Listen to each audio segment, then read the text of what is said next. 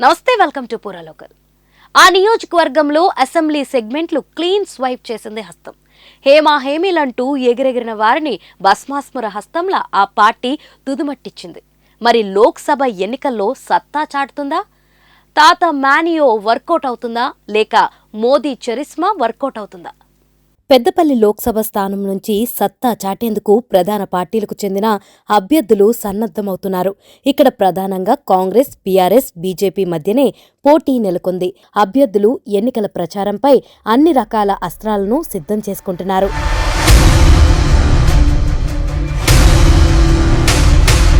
రాష్ట్రంలో అధికారంలోకి వచ్చిన కాంగ్రెస్ ఈ సెగ్మెంట్లోని 7 నియోజకవర్గాల్లో గెలుపొంది క్లీన్ స్వీప్ చేసింది. ఈ నేపథ్యంలో 3 రంగుల జెండాను ఎగరవేస్తామని ఆ పార్టీ నాయకులు ధీమా వ్యక్తం చేస్తున్నారు.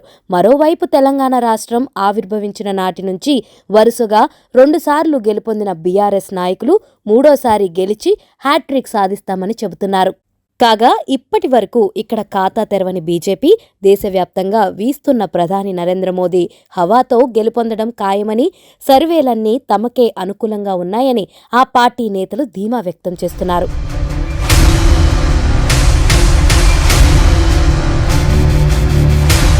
కాంగ్రెస్ అభ్యర్థిగా చేనూరు ఎమ్మెల్యే డాక్టర్ వివేక్ తనయుడు గడ్డం వంశీకృష్ణ, బీఆర్ఎస్ అభ్యర్థిగా మాజీ మంత్రి కొప్పుల ఈశ్వర్, బీజేపీ నుంచి గోమసే శ్రీనివాస్ పోటీ చేస్తున్నారు. ఇప్పటికే బీఆర్ఎస్, బీజేపీ అభ్యర్థులు, నాయకులు, కార్యకర్తలను సన్నద్దం చేసేందుకు అసెంబ్లీ నియోజకవర్గాల వారీగా సన్నాహక సమావేశాలను నిర్వహించి పార్టీ శ్రేణులను అప్రమత్తం చేస్తున్నారు. బీఆర్ఎస్ అభ్యర్థి ఈశ్వర్ ఇటీవల పెద్దపల్లిలో 36 గంటల పాటు రైతులకు అండగా నిరసన దీక్ష చేపట్టారు.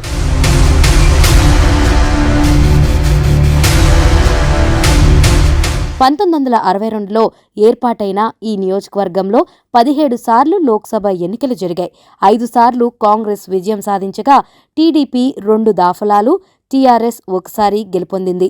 పెద్దపల్లి పార్లమెంట్ పరిధిలో 7 అసెంబ్లీ నియోజకవర్గాలు ఉన్నాయి. పెద్దపల్లి, మందాని, రామగుండం, ధర్మపురి, మంచిర్యాల, చెన్నూర్, బెల్లంపల్లిలు కాగా ఈ 7 అసెంబ్లీ నియోజకవర్గాల్లో మొన్న జరిగినటువంటి అసెంబ్లీ ఎన్నికల్లో కాంగ్రెస్ అభ్యర్థులే గెలుపొందారు. దీంతో ఈ ఎన్నికల్లోనూ కాంగ్రెస్ గెలుస్తుందన్న ఆశాభావంతో ఆ పార్టీ నేతలు ఉన్నారు.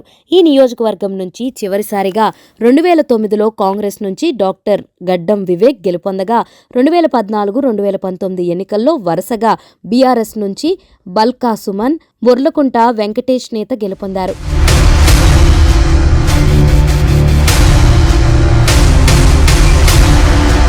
ఈ ఎన్నికల్లో పూర్వ వైభవాన్ని చాటాలని ఈ 2 పార్టీల నేతలు ఉవ్విళ్లూరుతున్నారు.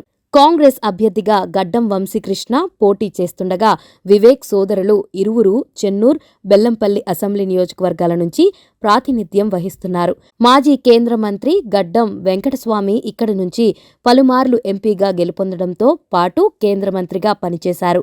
ఈ నేపథ్యంలో ఆయన వారసత్వంతో రాజకీయాల్లోకి వచ్చిన వివేక్, ఆయన వారసుడిగా వచ్చిన వంశీకృష్ణ గెలుపునకు తండ్రి, తాత పలుకుబడి దోహదపడుతుందని లెక్కలేస్తున్నారు. ఈ ప్రాంతానికి వాళ్లు సుపరిచితులు కావడం, కాంగ్రెస్ అధికారంలో ఉండడం వారికి కలిసి రానున్నదని భావిస్తున్నారు. పార్టీలో అసంతృప్తవాదులందరినీ తమతో కలిసి వచ్చే విధంగా బుజ్జగిచ్చారు.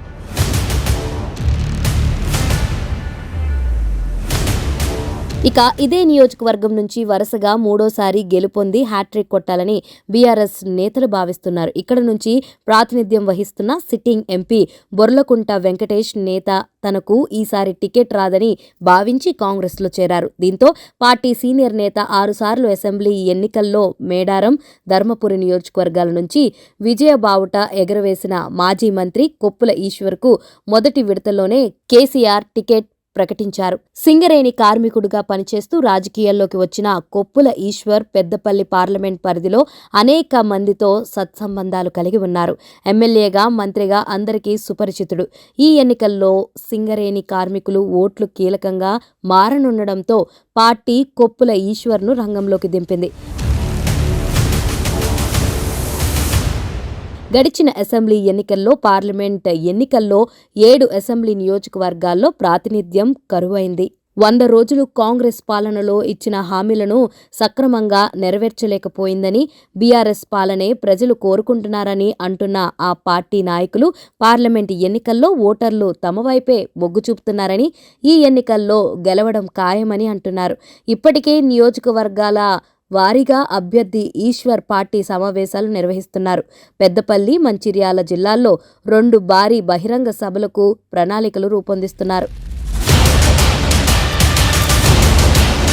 ఎలాగైనా ఈ ఎన్నికల్లో పెద్దపల్లిలో కాషాయ జెండాను ఎగరవేసి ఖాతా తెరవాలని ఆరాటపడుతుంది బీజేపీ. ఎన్నికల్లో కూడా కాంగ్రెస్, బీఆర్ఎస్ అభ్యర్థులకు బీజేపీ గట్టి పోటీనివ్వకపోగా ఈసారి బలమైన నేతను బరిలోకి దింపింది. కాంగ్రెస్ పార్టీకి చెందిన సీనియర్ నాయకులు, నేత కాని సామాజిక వర్గానికి చెందిన గోమాస శ్రీనివాస్ కాంగ్రెస్ టికెట్ రాదని భావించి బీజేపీలో చేరారు. పార్టీలో చేరిన 3 రోజులకే ఆయనకు బీజేపీ టికెట్ ఇచ్చింది. ఇదే నియోజకవర్గం నుంచి 2009 ఎన్నికల్లో అప్పటి టీఆర్ఎస్ అభ్యర్థిగా శ్రీనివాస్ పోటీ చేసి 49,031 ఓట్ల తేడాతో కాంగ్రెస్ అభ్యర్థి వివేక్ చేతిలో ఓటమి పాలయ్యారు. ఆ ఎన్నికల తర్వాత 2014, 2019 ఎన్నికల్లో కాంగ్రెస్ టికెట్ ఆశించినప్పటికీ రాలేదు. మరోసారి తన అదృష్టాన్ని పరీక్షించేందుకు రంగంలోకి దిగుతున్నారు. నియోజకవర్గ వ్యాప్తంగా ఆయా వర్గాలతో విస్తృతంగా తనకు ఉన్న పరిచయాలకు తోడు భారత ప్రధాని నరేంద్ర మోదీ మేనియా, దేశవ్యాప్తంగా ఉన్న బీజేపీ హవా తనకు తోడై విజయం సాధిస్తామనే ధీమాతో గోమాసి శ్రీనివాస్ ఉన్నారు. ఇప్పటికే ఆయన పార్టీ నాయకులు, కార్యకర్తలను సన్నద్ధం చేస్తున్నారు.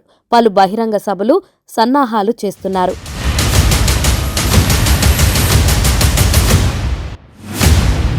మొత్తానికి పెద్దపల్లిలో ప్రధాన పార్టీలు పోటీ పడుతున్న పరిస్థితి కనిపిస్తుంది. ముఖ్యంగా బీఆర్ఎస్, కాంగ్రెస్ మధ్యే పోరు జరగనుంది. అసెంబ్లీ ఎన్నికలకు పార్లమెంట్ ఎన్నికలు వేరు అని గ్రహించి ఓటు వేస్తే మాత్రం తీర్పు మరోలా ఉండే అవకాశాలు ఉన్నాయి.